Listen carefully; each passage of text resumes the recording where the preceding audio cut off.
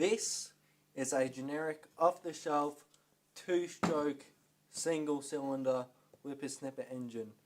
We are going to be pulling it apart, and I'm going to say what part is what, and I'm going to do my best to explain the functions of those parts. So that being said, let's get into it. So the first thing that we're going to do is we're quickly going to take the spark plug out.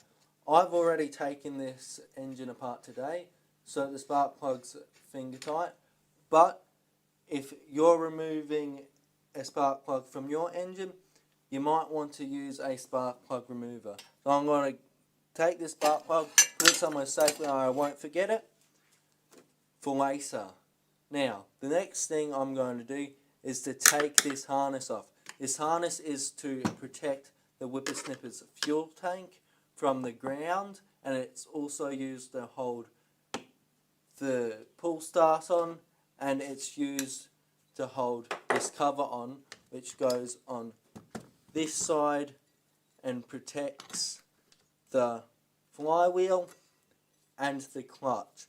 The clutch, when it spins at high speeds, these springs will expand and will get trapped, and these pads, I would say, get trapped in this disc, spinning the little key in there, allowing your whippersnapper to work. So let's take this harness off. They are a Phillips head. I've already taken this engine apart, as I said before, so all of this is quite easy. On the engine you're pulling apart may not be quite easy. There's 4 screws on this harness, 2 at the top here, which I've just taken out, and 2 at the bottom. After you take these 2 front ones out, your pull start will come off.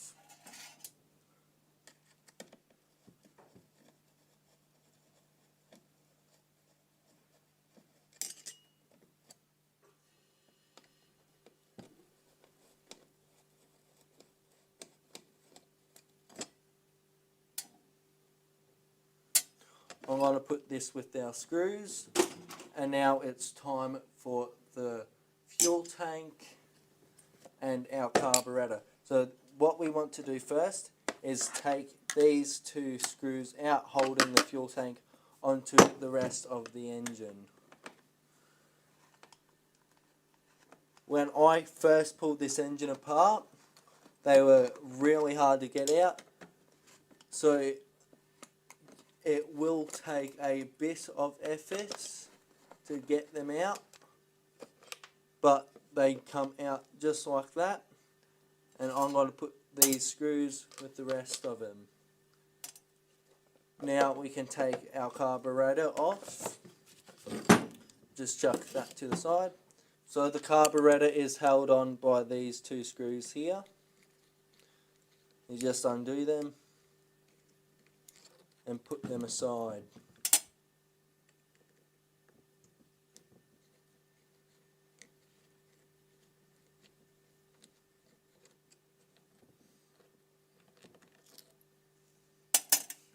Now we can grab this and chuck it with the harness we just took off. And now there's this plastic expansion chamber here for the carburetor, and it's the same, 2 screws here and here. We're just going to take those out as well, to take the chamber off. And we'll put that with the rest of our stuff over on the side. You might want to use a tray like this or something else. I like using spray paint caps because they're easy, they're light, and they're everywhere in the workshop. Now I'm going to take the exhaust off. They are 532 size hex. We'll take that off.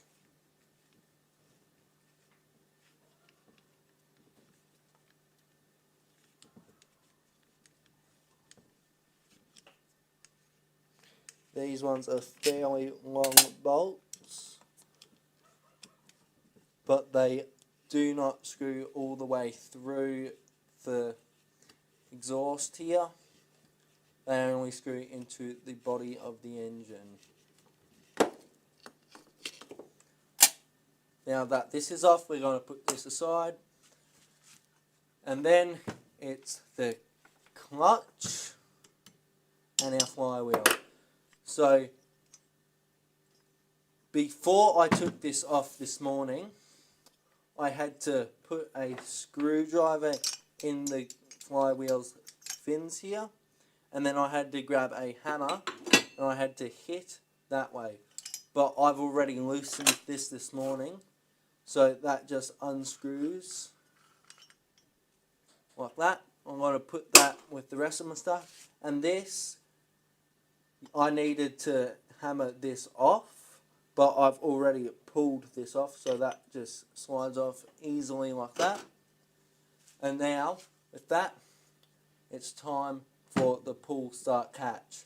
The catch does what its name is. It catches these little splines here on the pull start, so when you pull it, it catches on this little lever here and spins the engine. So we'll take that off. That bolt, that nut there is a 13mm. So we'll quickly take that off.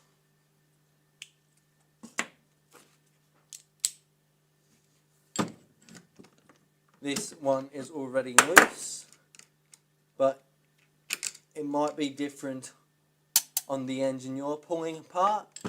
So what I did this morning is I put a screwdriver in here and twisted it until it came loose.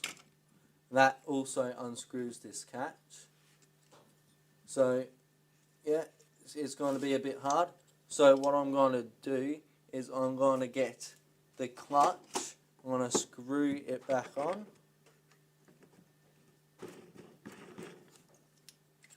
Nice and tight.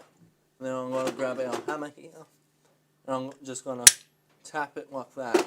Not hard, just so it loosens so I can take that catch off.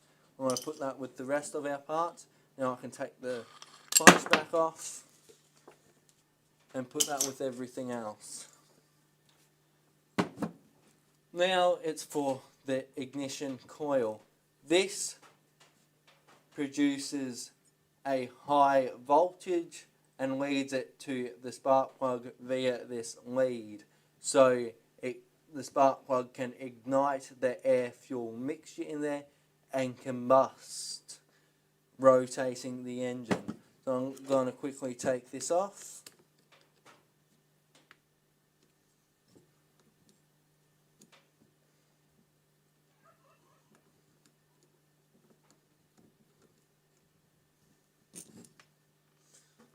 These washers here are to stop the coil from shorting out on the body. So you don't want to lose those, otherwise your engine won't work.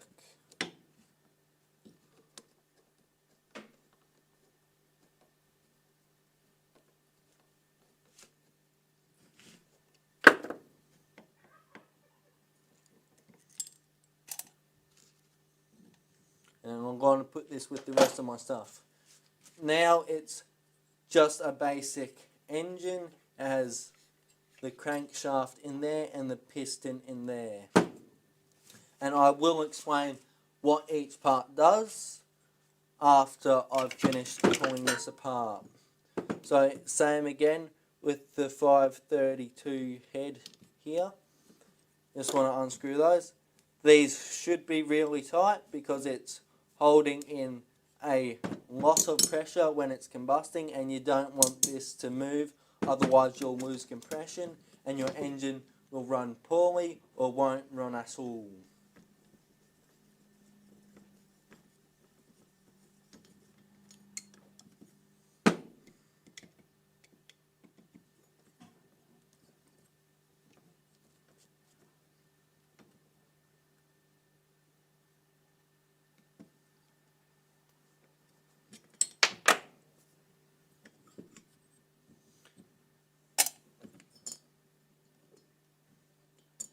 Now that we've gotten these bolts out, you can just pull the piston out of the head here, like that. And we'll put this aside with the rest of our parts. So all we have left now is the two halves of the crankcase and these three screws that hold it together. You want to undo these. These screws hold the crankcase together. If they weren't there, it'd leak petrol, fuel, gasoline out through this seam here where it joins, and your engine will run poorly.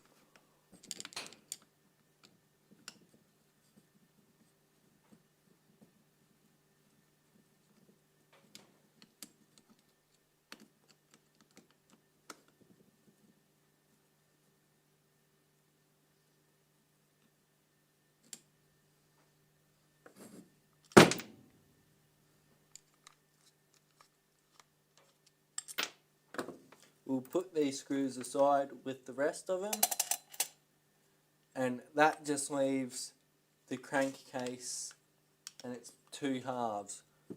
And to get these halves out, you want to hold this side where the pull start goes, and you want to hit the crankshaft with a hammer, preferably not a metal hammer, maybe a hammer with a soft surface so you don't damage this. But I don't have one of those, so I'm just going to do this because this engine doesn't belong to anything anymore, so it's okay if I destroy it.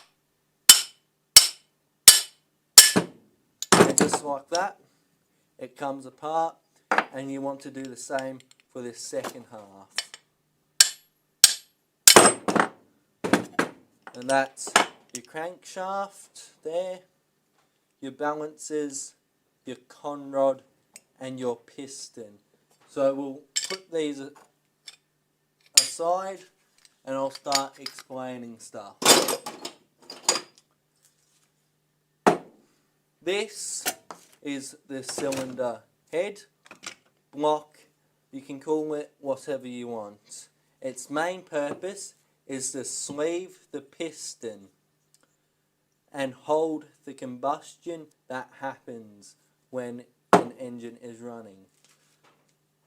This side is the inlet or intake manifold, and this side here is the exhaust manifold.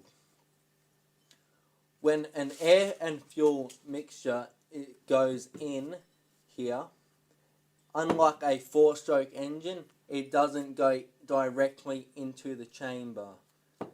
It goes into the crankcase here. So it goes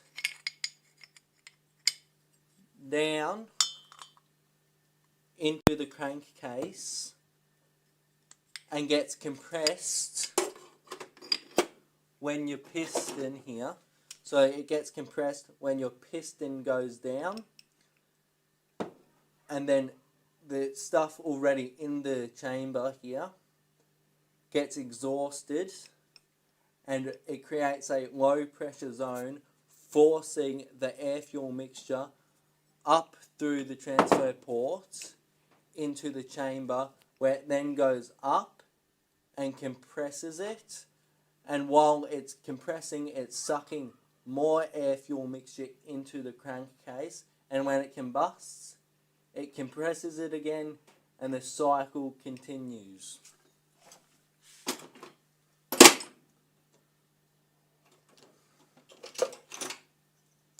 This is a flywheel, also known as a magneto flywheel, because it has magnets in it to magnetize it. Why do you want it to be magnetized?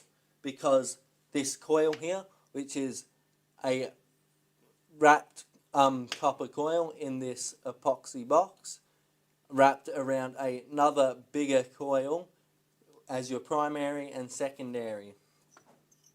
This sits on the head here, like that, and as the flywheel spins, the magnetic field creates a voltage, creates a charge in the coil where it then goes along this cord here into the spark plug, igniting the air-fuel mixture.